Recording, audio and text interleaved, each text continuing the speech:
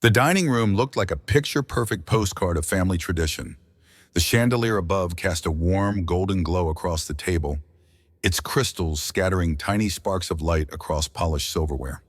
The air carried a blend of scents, the sweetness of Mom's honey, glazed ham, the tang of orange bitters from Dad's cocktail shaker, and the faint perfume of lilies carefully arranged in a vase at the center. Every detail had its place. The linen napkins were folded into crisp triangles. The polished forks and knives were lined up like soldiers waiting for duty. Even the lemon meringue pie sat proudly on the sideboard, its golden peaks promising sweetness at the end of the night. The sounds layered over one another like an orchestra of ordinary life. The delicate clinking of glasses, the faint scrape of a fork against porcelain, the muffled laughter of cousins sharing secrets at the far end of the table. Aunt Debbie fussed over the asparagus, adjusting it again and again, as if arranging it perfectly would hold the family together. At first glance, it was warmth. It was harmony. It was everything a family gathering should be. But to me, it was a stage I'd been forced to stand on countless times before. Because I knew what came next. It always came like clockwork, like an unwelcome ritual. The air was thick with anticipation, even if no one else could feel it. I felt it, that tightening in my chest, that gnawing awareness that sooner or later Mark would take his turn. The family thought this dinner was about togetherness. But for me, it was always something else. It was a test, a silent trial, where I sat in the shadow of my brother's accomplishments, waiting for the moment when he'd remind everyone who the real success in the family was. And on that Easter evening, as the clock ticked towards 6, I knew with absolute certainty he wouldn't stay silent for long. Mark leaned back in his chair with the kind of confidence that only comes from years of being praised, celebrated, and placed on a pedestal. The golden light from the chandelier caught on his expensive watch as he slowly swirled the wine in his glass, smiling that familiar smile, the smug one that always made my stomach twist. Then he said it. 14 words sharp enough to slice through the warmth of the evening like a knife. Not everyone can handle a real career in tech. His voice dripped with arrogance, the kind that didn't need to name me directly. Because everyone at that table already knew who his words were aimed at. The room reacted in predictable unison. A few stifled chuckles. Aunt Debbie pressed her lips together, fighting a smile. Dad coughed into his napkin as if trying to cover a laugh. Even Mom shook her head with a soft laugh as though Mark's jab was just harmless sibling teasing. But the silence that followed told a different story. The air grew heavy, thick, with unspoken truth. Dozens of eyes shifted toward me, some curious, some pitying, some pretending not to notice at all. I sat there frozen, my fork paused halfway to my mouth. Heat rushed up my neck, blooming across my cheeks. It wasn't just embarrassment. It was something deeper. A sharp sting that came from years of being cast as the underachiever, the family disappointment. In that moment, the laughter around the table blurred into static. All I could hear were the echoes of past dinners, past holidays, past humiliations. Still doing that little computer thing, Mom's voice. Sophia's side project won't last a year. Mark's voice. Not everyone is cut out for real success. Everyone's silence. The ghosts of their words crowded the room louder than the clinking of silverware. I forced myself to smile, but inside something in me burned not just resentment, but a determination I kept hidden, waiting for its moment. And in that silence, as the weight of Mark's words settled over me, I looked around the table. Faces half smiling, half embarrassed. No one daring to defend me. That's when I want to ask you, what would you do if your own family laughed at you? What would you say if the people who should have lifted you up were the very ones tearing you down? Would you fight back in anger? Would you stay quiet, swallowing the humiliation? Or would you carry that pain in silence, waiting for the day you could finally turn it into power? Because that's exactly where I was sitting, trapped between shame and fire. And little did Mark know the fire was already preparing to burn brighter than he could ever imagine. Growing up, my life was never really my own story. It was always written as a footnote to Mark's. At every school recital, it was Mark got the highest grade in math. At every family barbecue, it was, did you hear Mark made the honor roll again? At every holiday dinner, the spotlight always found him, never me. Mark was the golden child, the prodigy, the future, the pride of the family. And me, I was the afterthought. The name only brought up when someone needed a comparison. When I scored a B on a test, the reaction wasn't about my effort. It was, why can't you be more like Mark? When I tried a new hobby, it wasn't encouragement I got. It was, well, Mark's already doing robotics. Isn't that more impressive? I became invisible in plain sight. No matter how hard I tried, my victories shrank into silence while my failures echoed like thunder. People only remembered me when I stumbled, when I tripped on stage, when I lost the game, when I failed the audition. And that memory burned itself into me. Mark was the pride. I was the reminder of what not to be. Some wounds don't come from strangers. They come from the people you love the most. For me, it was my mother's voice, not cruel, not angry, but careless. That soft, almost sympathetic tone that cut deeper than yelling ever could. Still doing that little computer thing Sophia should ask at family dinners. Not work, not career, but that little computer thing. The words always sounded so small, as if my passion, my long nights of trial and error could fit inside a shoebox and be tucked away. And every time she said it, the room shifted. Relatives would smile, politely nodding, then quickly turn the spotlight back to Mark. Did you hear Mark just got promoted? Mark's team is working on something big in Silicon Valley. The applause was always his. I remember sitting there forcing a smile, pretending it didn't sting. But inside, every word carved itself into me like a silent wound.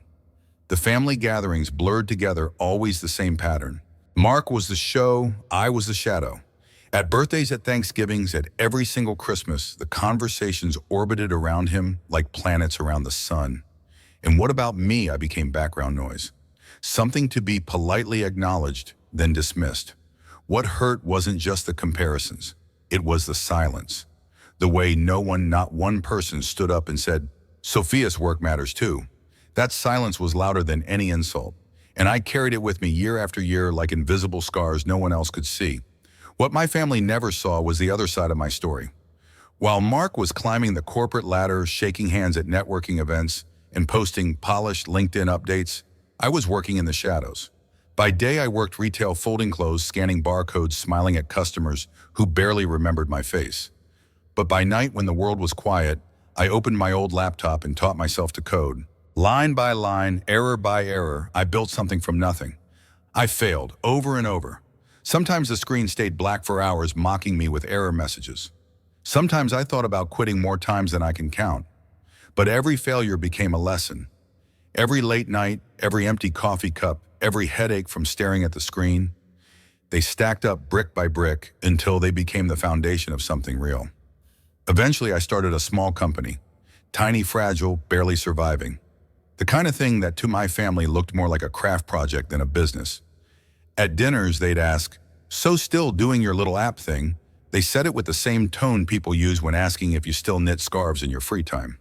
But what they didn't know was that behind the laughter and dismissal, I was building a quiet empire. 6 months before that Easter dinner, while my family still dismissed me as the girl with the little side project, I was living a double life. By day, nothing looked unusual.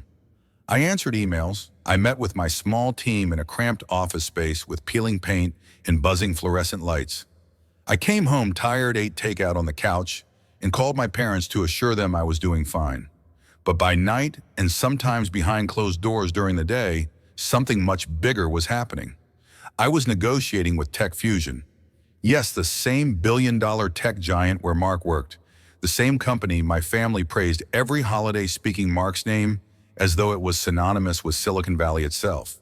But I wasn't talking to Mark. I was speaking directly with executives. Conference calls at midnight, encrypted emails, non-disclosure agreements thicker than a phone book. And the goal, not a partnership, not a small contract, but something no one in my family could ever imagine. I was preparing to buy out Tech Fusion's Enterprise Solutions division, the division Mark bragged about, the division he called the backbone of the company. Every meeting was a balancing act. One wrong word, one wrong move, and the entire deal could collapse. So I stayed silent, outwardly living the life of the struggling sibling while secretly crafting the biggest play of my career. My family thought I was invisible. But invisibility was exactly my weapon, because no one suspects the shadow until it swallows the light. If there was one person who truly saw me, it was Grandma. When the rest of the family rolled their eyes at my little side project, she leaned in closer, listening as if every word I said mattered. When Mom brushed off my late nights at the computer as a phase at outgrow, Grandma quietly slipped a blanket over my shoulders, leaving a cup of her cinnamon tea by my desk. And when the deal with Tech Fusion began to take shape, she was the only one I told. I can still see her small kitchen, the checkered curtains swaying gently in the evening breeze. The old clock ticked steadily on the wall while she sat across from me, her hands wrapped around a steaming mug of tea. I laid out the terms, stumbling over business jargon, nervous about whether I was even making sense. She never interrupted. She never looked bored. Instead, she tilted her head, nodded slowly, and asked sharp, simple questions that cut right through the fog of my overthinking. Why do you want this deal, Sophia? What are they really afraid of losing? How will you show them you're the stronger partner? It wasn't just support, it was training. She made me role-play negotiations sitting across from her as if she were the executive on the other side of the table. And she didn't go easy on me. Her voice grew stern, her eyes sharp, pressing me with objections. Your valuation is too high. Your product isn't proven. Why should we trust you? At first I stumbled. I fumbled through my answers, but with each session I grew stronger, steadier, sharper. By the time I walked into those real meetings with Tech Fusion, I could still hear her voice in my head, calm, firm, reminding me to hold my ground. Grandma didn't just believe in me. She prepared me. She gave me the strength to walk into a room full of powerful men in suits and convince them that my company, the one they thought was cute, was capable of swallowing theirs whole. The press release was scheduled. 6 o'clock sharp, Easter Sunday, while the rest of my family prepared for dinner, polishing glasses, setting out the silverware, laughing in the living room, I was counting minutes. Every tick of the grandfather clock in the hallway echoed inside my chest. With each strike of the pendulum, my heart pounded faster, louder, as if my body knew what my family did and the world was about to change. I sat at that table with a secret that could split the night in two. One moment I was still the family disappointment. The next I would own the division my brother bragged about. It felt surreal, almost cinematic. The kind of twist you only read about in novels, except this was real and it was happening to me. I forced myself to eat, to smile, to nod at small talk, but my palms were damp under the table. My leg bounced restlessly against the chair leg. Inside I was electric, charged with anticipation. I wanted to scream it, to shout across the table, to finally claim my worth in front of the people who had never seen me. But I didn't, not yet, because the sweetest revenge is patience. And my moment was coming at 6 o'clock sharp. Mark was in his element as always. His voice filled the room like background music no one had asked for, weaving through jargon and buzzwords that made half the table nod in polite confusion. We're the backbone of the company's revenue, he declared, proudly straightening his collar, as though the weight of Tech Fusion rested squarely on his shoulders. He gestured with his wine glass, his expensive watch flashing in the chandelier light, every movement designed to be noticed. That's when Grandma's fork touched the edge of her plate. She set it down with slow, deliberate precision. Her eyes, sharper than anyone at that table gave her credit for, shifted toward Mark. Mark, she said casually, almost sweetly, which division of Tech Fusion did you say you work in again? The room stilled just slightly, like the air itself had paused to listen. Mark's chest swelled with pride, his answer rehearsed, polished, ready to impress. Enterprise Solutions. He announced, his voice ringing with triumph. As I said, we're the backbone of the company. He smiled wide, waiting for the usual wave of admiration. But admiration didn't come. Instead, Grandma only nodded thoughtfully, a flicker of something unreadable passing across her face. I felt my pulse quicken, because I knew what she was doing, and I knew exactly what was coming next. The grandfather clock in the hallway ticked louder than usual, or maybe it was just my heart syncing with it. Each swing of the pendulum felt like it was slicing the air thinner and thinner, stretching the silence to its breaking point. Tick, tock, tick, tock. Then it happened. The chime rang out deep and deliberate, marking the hour. 6 o'clock, exactly 6. At that very second, somewhere far from our dining room, the press embargo lifted. The headlines went live.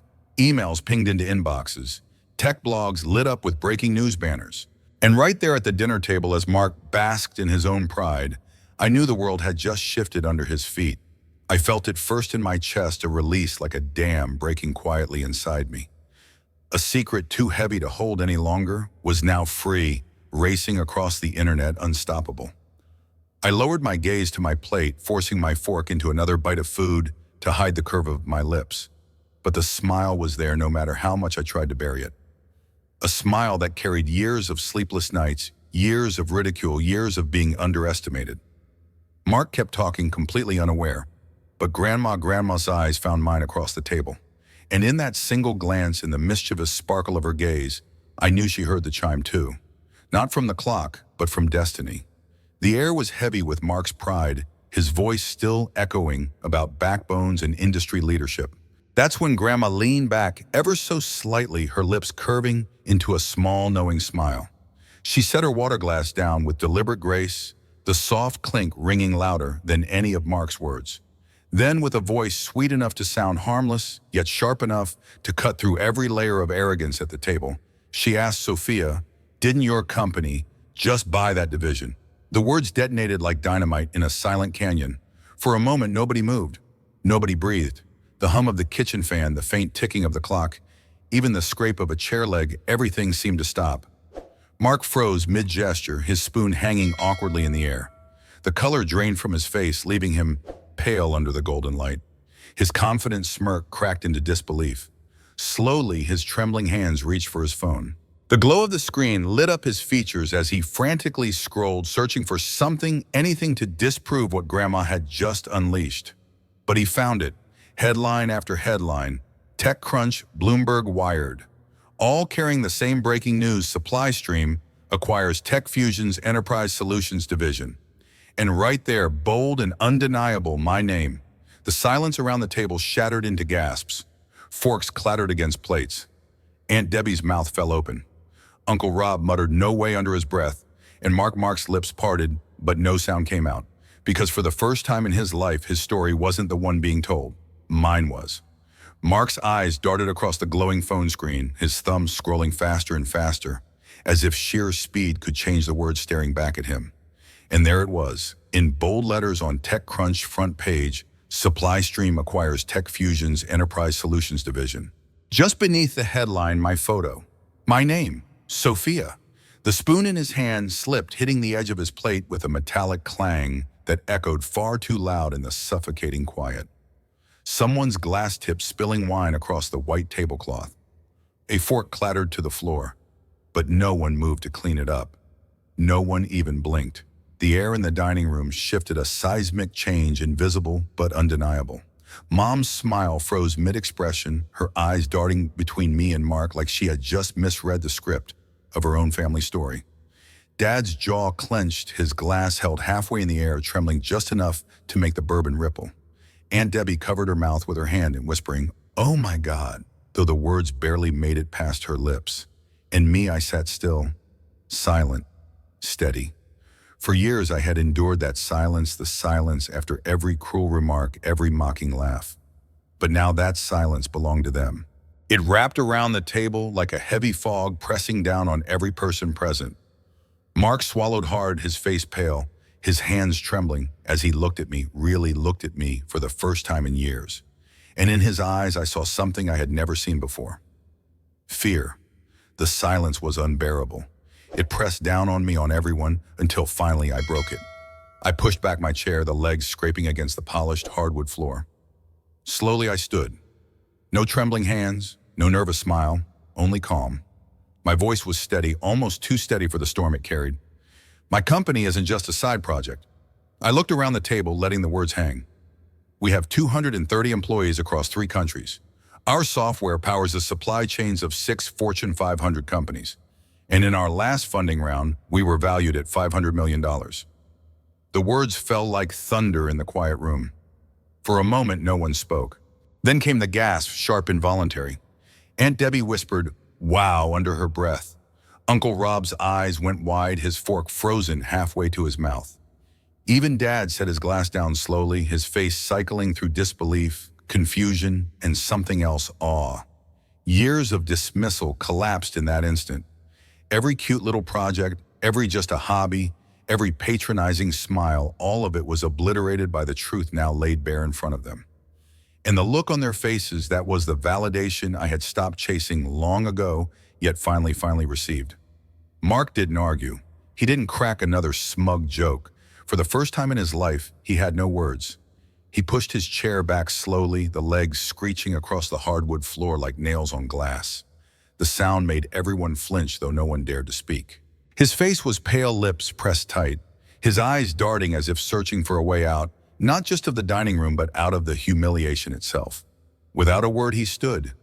No goodbye, no excuses. Just silence. The room watched as he grabbed his coat, his phone still glowing in his hand, and walked stiffly toward the door. Each step echoed like a retreat, the sound of a man realizing his throne had been pulled out from under him. The front door opened with a creak. Then came the slam-sharp final. Through the dining room window, we saw the sleek shape of his Tesla light up, headlights cutting through the dusk. The engine roared louder than usual, almost desperate, as if speed could erase what had just happened. Gravel scattered under the spinning tires, stones shooting out like sparks. The car disappeared down the driveway in a rush of taillights and dust. And just like that, Mark was gone. But the silence he left behind, it was deafening. The house felt quieter after Mark's departure. The laughter was gone. The smug energy had vanished with the sound of spinning tires. What remained was the uneasy silence of a family realizing the story they had believed for years had just been rewritten. As I helped clear the table, Dad followed me into the kitchen. He carried a stack of plates in his hands, but his grip looked unsteady, like he was holding more than just china. He set them down carefully, then turned to me. Behind his glasses, his eyes were wet. "I never understood your business," he admitted, his voice low, almost ashamed. "I'm sorry, Sophia. We didn't give you the same support we gave Mark. I should have tried harder. I should have believed in you." For a moment, I didn't know what to say. This was the man whose approval I had chased for years, the man I had wanted so badly to notice me. And now, when I no longer needed it, he was offering it freely. I placed the plate I was holding on the counter, the soft clink echoing in the silence. "It's okay, Dad," I said quietly. "Not everyone gets what I do. That's why I stopped trying to explain it." But he shook his head firmly. "No, it's not okay. We should have tried harder." I should have tried harder. And in that moment, something shifted inside me, because I realized I didn't need his validation anymore. My success had already spoken louder than words ever could. Monday morning, the city skyline glowed with the soft light of a new week, but for me it felt like stepping into an entirely new life. I arrived early, the scent of fresh coffee filling my corner office. The glass windows stretched from floor to ceiling, offering a view of the world I had built with my own hands. My company's name gleamed proudly on the building across the street. When I opened the door, he was already there, Mark, sitting stiffly in one of the leather chairs across from my desk. He looked different. The arrogance was gone. His posture was rigid, his perfect hair slightly disheveled, his expensive watch suddenly looking more like a chain than a trophy. When he stood, his voice lacked its usual confidence. "I had no idea," he said quietly. "All this time I thought you were just..." He stopped, unable to finish the sentence. I placed my bag on the desk, letting the silence stretch just long enough to remind him who was in control now. "Playing at tech," I offered, raising an eyebrow. He nodded, eyes dropping to the floor. "The funny thing about real success, Mark," I said, lowering myself into my chair, "is that it doesn't need constant announcement. It speaks for itself." He winced because those were his words turned back against him. Then came the question that mattered. "So what happens now?" he asked, his fingers fidgeting with the strap of his watch. I studied him carefully. For the first time, he wasn't speaking to me as the golden child, the untouchable brother. He was speaking to me as someone standing on unstable ground. "That depends on you," I said calmly. "Your technical skills are solid, but your management style, it needs work. The question is, can you adapt?" For the first time in our lives, he looked at me, really looked at me, not as the sister in his shadow, but as someone he could learn from. And that moment marked the beginning of something neither of us had expected: respect. Forgiveness doesn't come all at once. It's not a single moment. It's a slow process, like stitching together something that's been torn for years. Mark was different after that night. The arrogance, the constant need to prove himself, it began to fade. At meetings, he listened more than he spoke. When he disagreed, his words were careful, respectful, no longer daggers meant to wound. It wasn't easy for him. Humility never is. But slowly, piece by piece, he learned it. And me, for the first time in my life, I wasn't afraid to take up space. I spoke up in boardrooms, in family gatherings, even in quiet conversations where I once would have stayed silent. I no longer let anyone, not even Mark, define what I was capable of. Forgiveness wasn't just about him, it was about me too. It was about letting go of the need for revenge and choosing something stronger, peace. Our relationship didn't heal overnight, but it began. Like cracks in dry earth filling with rain, the bond between us slowly came back to life. For the first time, I looked at my brother and didn't see a rival or a shadow or a wound. I saw someone who was finally learning. And I saw myself finally free to be more than just the girl underestimated at Easter dinner.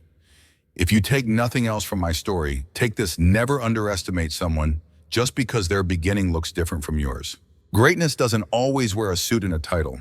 Sometimes it's born in small apartments, late-night failures, and dreams no one else believes in.